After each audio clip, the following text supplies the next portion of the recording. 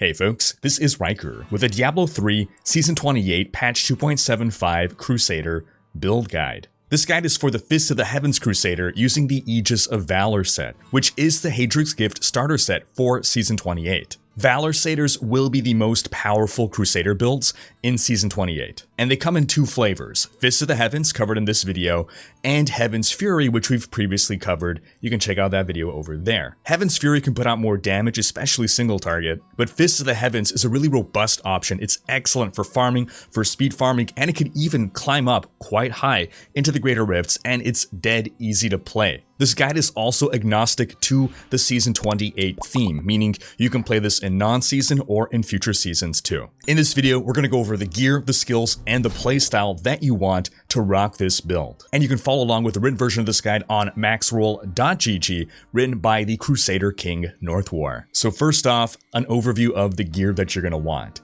You're going to need to benefit from the full 6-piece bonus of the Aegis of Valor set. We're going to do this by equipping 5 pieces plus a Ring of Royal Grandeur in our cube. With the Ring of Royal Grandeur, the number of items you need for set bonuses is reduced by 1. But before you get it, you can just equip the full 6 pieces. To get a Ring of Royal Grandeur, you're going to do Act 1 bounties. You cannot gamble at Kadala for this, you're not going to get it as a random drop. Act 1 bounty bags is where you're going to get that Ring of Royal Grandeur. But the set bonus itself for the Aegis of Valor, the 2-piece, attacking with Fists of the Heavens empowers you, allowing Heaven's Fury to deal increased damage. Doesn't matter. For the other build, yes, but we're a pure Fists of the Heavens. So the 4-piece bonus, hitting with Fists of the Heavens returns 5 Wrath and reduces damage taken by 1% for 10 seconds, stacking up to 50 times. We're going to want to build those stacks up fast, and we will be able to. And we want our resource problems to go away. Then the 6-piece bonus, real easy, increases the damage of Fists of the Heavens by 20,000%.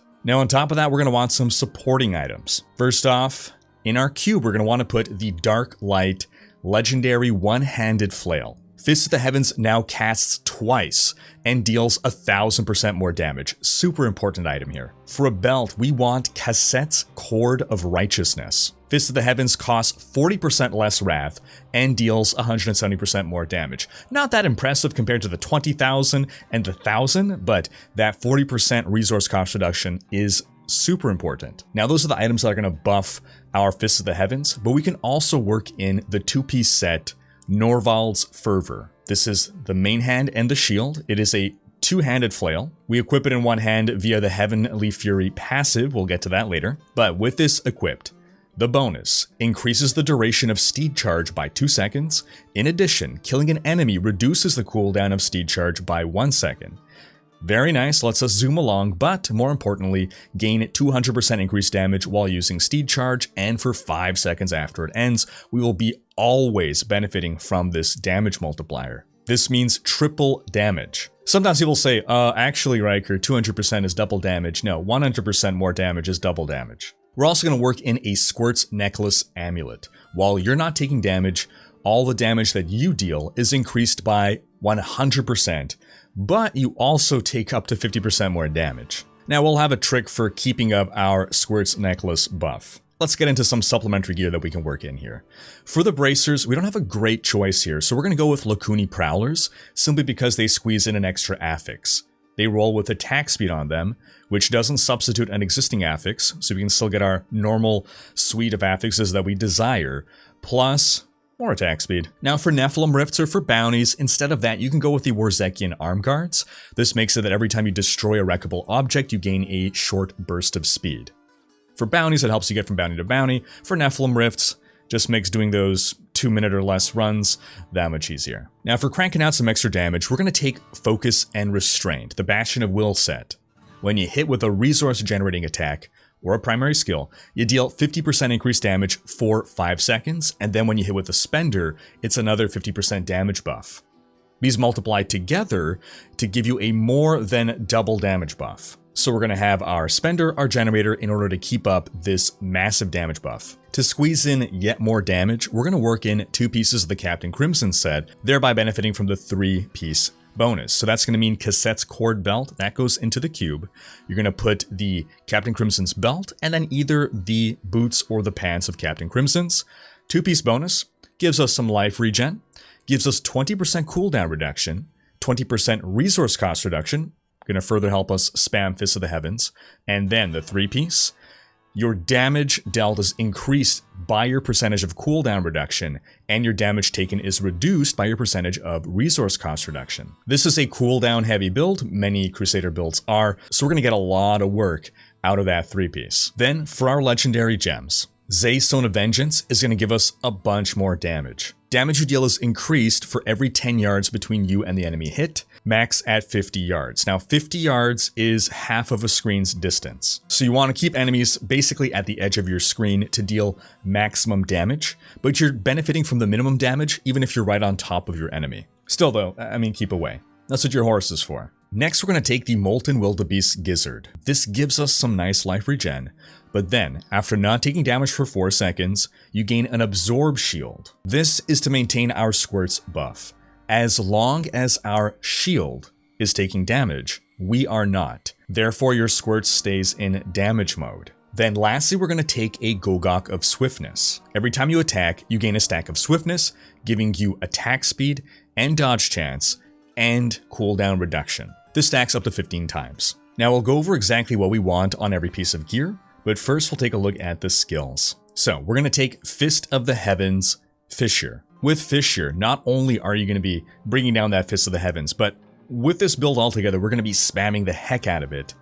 Heck, we can say hell here. The game's Diablo. You're spamming the hell out of your Fist of the Heavens, and with Fissure, lightning's going to arc between your casts. So there's going to be so many of them, so you're going to have that lightning arcing all over the place. Now we're stacking so much resource cost reduction, particularly with that 4-piece as well that is returning Wrath, that we don't really need a generator, but we're going to take one in order to trigger our focus and restraint. So we're going to take Justice, Hammer of Pursuit. We want a ranged attack because we want to be staying ranged. And Hammer of Pursuit just makes it easier to hit enemies. It's a homing missile because your focus and restraint triggers when you actually hit an enemy, not just attacking wildly into the air. Next, we're taking the Crusader staple, Akarat's Champion, Prophet. You want to maintain as much uptime as possible here. This gives us an extra Cheat Death passive, 35% more damage, more Wrath regeneration, and more toughness via armor. Next, we're going to take Steed Charge Nightmare. We need to cast Steed Charge to keep up our Norvalt's buff, and just to move around fast. We're taking the Nightmare rune because it adds a little bit of damage to this. Turning this into a damage dealing attack allows us to maintain our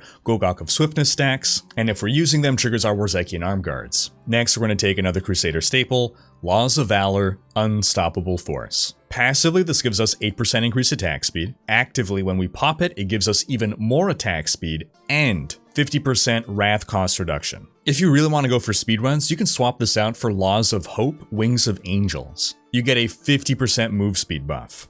Then lastly, we're going to take Iron Skin, Steel Skin. With Iron Skin active, you get 50% damage reduction for 4 seconds, Steel Skin extending that to 7 seconds. If you feel you don't need all that toughness and want to go more zoom mode, take the Flash rune instead, which gives you a 60% move speed buff. For our passives, we're taking Heavenly Strength so that we can wield a 2-handed weapon in one hand. This is mandatory. We're going to take Long Arm of the Law. This increases the duration of all the active effects of laws by 5 seconds. We're going to take Finery, a Crusader staple, gain 1.5% strength for every gem socketed into your gear.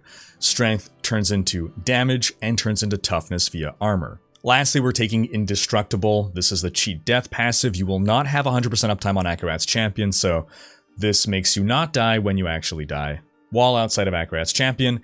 If that's not a big concern, if you're running bounties actually, and you are traversing a lot of distances without hitting enemies, you can instead get Lord Commander. This will decrease the cooldown on Steed Charge by 25%. You should have, at that point, infinite Steed Charge to get you to the bounty objective as quickly as possible. As for exactly what you want on every piece of gear. Shoulders. Strength, Vitality, All Resist, Cooldown. Stacking that cooldown wherever we can to bring down the cooldown on Akarats, very important, plus that synergy with the Captain Crimsons adds some extra juice to our damage. Our Helm. Strength, Crit Chance, and Fist of the Heavens damage. Socket with a diamond for the cooldown. Our Amulet. Crit Chance, Crit Damage, Lightning Damage since we're picking the Lightning rune on Fist of the Heavens. Our Gloves. Strength, Crit Chance, Crit Damage, cooldown. Our Chest. Strength, Vitality, All Resist. The gems are going to put in our chests and our pants. If you want toughness, go for diamonds for all resist. If you want more damage, go with rubies for strength. Our bracer, lightning damage, strength, vitality, attack speed, crit chance. Our belt, strength, vitality, all resist, life percent. Pants, strength, vitality, all resist. Boots, strength, vitality, all resist, fists of the heavens damage. Both our rings we want crit, and cooldown. Our weapon, percent damage, strength, cooldown. And our shield, strength, crit chance, cooldown, fists of the heavens damage. The gameplay is very simple. Keep up your 4-piece 50 stacks by just spamming the heck out of Fists of the Heavens. Ride around on your horse, hitting the horse button at least once every 5 seconds. Hit your generator at least once every 5 seconds. And as for Ironskin, Laws of Valor, and Akarat's Champion, hit them as needed. For the follower, we're going to go with the Enchantress because of her cooldown reduction. For her skills, you're going to select Temporal Pulse. This applies a slow to enemies. We're going to take Prophetic Harmony for the cooldown reduction. We're going to take Powered Shield for the damage reduction. And Fate's Lapse for yet another cheat death passive. There's 2 possible tokens you're going to give her. Either the Smoking Thurible so that she never dies, or if you reach a point where she is not dying, then you instead want to give her the Hand of the Prophet to give her access to all skills. But if she's dead half the time, not worth it. But to help keep her alive, we're going to put some gear on her. So first off, the gear that directly benefits you through the emanating system. Nemesis Bracers. Shrines will spawn an enemy champion. This helps you with speed content. The faster you're spawning enemy champions, the faster you are progressing through the rift. We're going to give her the Flavor of Time. Emanates to you, pylon effects last twice as long. Very powerful. We're going to give her Homing Pads. Nice little buff, emanates to us. We can portal out without being interrupted, especially good and essential for a hardcore player. We're going to give her an Oculus Ring. Chance to create a golden pool on the floor, stand in it, and you will deal up to 85% increased damage. We'll also give her some Gloves of Worship. Shrine effects last for 10 minutes, emanates to us.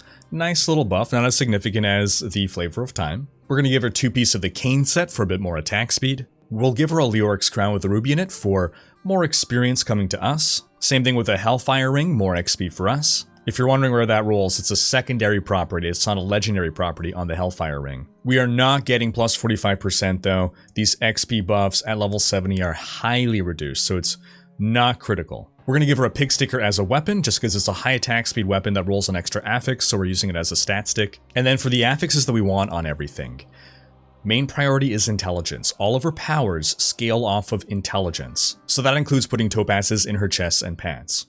Second priority is vitality. Followers benefit more from stats than we do, the stats being intelligence, vitality, dex, and strength. So intelligence number 1, vitality number 2. We want to try to keep her alive as much as possible without the aid of that Smoking Thurible. Third affix priority is life percent, then armor, then all resist, then life per hit, and then lastly attack speed. So in our weapon, instead of going for an emerald, which is what you would always or almost always do on your character, we're going for an amethyst for life per hit. Then we're also working in 2 legendary gems, the Mutilation Guard and the Esoteric Alteration, both of which work on a follower. Esoteric Alteration gives you non-physical damage reduction, and the Mutilation Guard gives you melee damage reduction. Lastly, for your Paragon Points, you want to cap out your move speed, then dump everything into strength. For offense, prioritize cooldown reduction, then crit damage and crit chance, maintaining a global ratio of 10-1, then attack speed. For defense, all resist,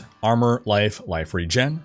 And for utility, area damage, pickup radius, life per hit, and resource cost reduction. And that is going to wrap up this build guide. But stay tuned for more Season 28 guides. There's going to be a bunch of them covering every class, tier list video on the best builds, and more content covering the new season theme. Stay tuned. Thanks for watching. Special thanks to my Twitch, Patreon, and YouTube supporters for making these videos possible. If you like what you see on this channel and want to support the creation of more content, you can consider pledging on YouTube or Patreon and unlocking behind-the-scenes content, monthly virtual hangouts, and more. If you enjoyed this video, please share it, check out these other videos, and subscribe to join Rhykker's Raiders for more Diablo content.